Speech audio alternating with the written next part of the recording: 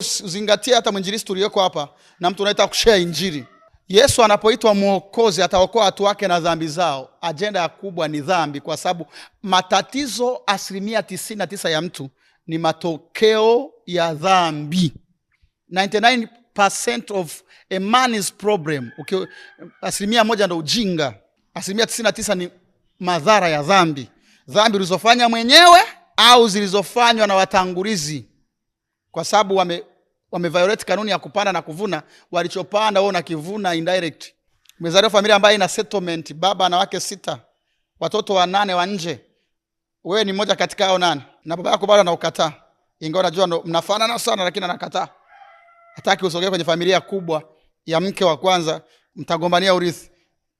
Wewe umetoka hiyo familia, una depression, una stress zako za ukataliwa. Na wakati unaendelea na maisha, shetani anataka urudie cycle ya baba yako. Anakuletea na wewe tu binti na wewe umeshampachika mmoja mimba ukiwa hapo nyumbani kwa mama yako na mtoto mmoja wa nje. Kwa hiyo umeshaanza kurepeat cycles. Ni madhara ya dhambi. Baba yako angeseto, asifanye huo upumbavu, akalea vizuri familia, possibility ya wewe kuwa kijana aliyerudia makosa ya baba yake ilikuwa ni ndogo sana, bila hata maombi.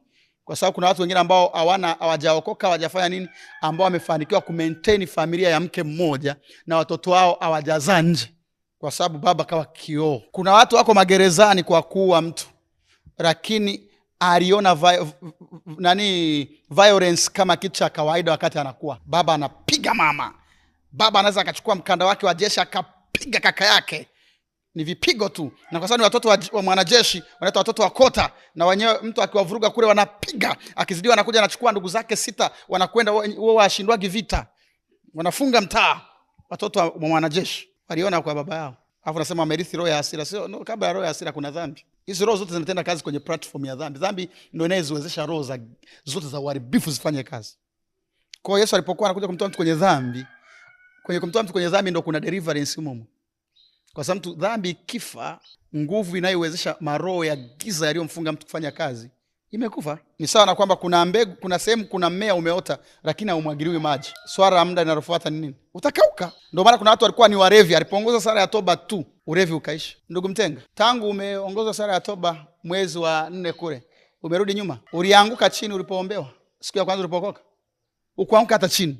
Lakini hadi leo hakuna akili imetulia na unaelewa uchafu uliopitia na utaki kurudia. Ndio nguvu ya Yesu kuokoa watu na dhambi. Yaani ameokoka na amekuwa delivered bila hata kutenga session ya deliverance. Sasa sio kwamba wote wanapitia hayo. Kuna wengine ambao unabidi aokoke kwanza na umtengee muda wa kufunguliwa. Kwa hiyo sio kapuuza kufunguliwa kwa watu. Lakini kuna ambao akiokoka tu sala ya toba moja ndio deliverance yenyewe. Mwanamke yule aliyekuwa kahaba, aliyeletwa kwa Yesu ili apigwe mawe, Yesu alipomtangazia msamaha, mimi sikuhukumu, enenda usitende dhambi tena. Roho ya ngono iliishia hapo. Akurudi tena kwenye ngono, alirudi na sadaka ya shukrani. Pepo limechomoka baada ya dhambi kuondoka. Kwa sababu asilimia kubwa ya pepo kukaa, vifungo kukaa kwa mtu ni kwa sababu kuna dhambi bado anazientertain. Do you understand me, Michael Kaminyoge? Sababu kubwa ya watu kukaa na vifungo ni kwa sababu wana entertain nini? Dhambi, wanashikilia dhambi fulani. Mtu anaongozwa sala ya toba ndio kanisani, lakini ana maboyfriend 3 na akiondoka anaendelea kuwasiliana nao kwa sababu ndio waliokuwa anampa hera ya chakula, hera ya kusuka. Sasa huyu atashindwaje kubaki dhambini? Atashindwaje kubaki na ukahaba? Ndio anampenda Yesu, anaanguka, analia. Atabadilikaje sasa? Kwa sababu hajakubali kuacha, anaogopa kukabili gharama za maisha peke yake. Ameshazoea ulemavu wa kusaidiwa. Huyu mtu atashindaje dhambi sasa?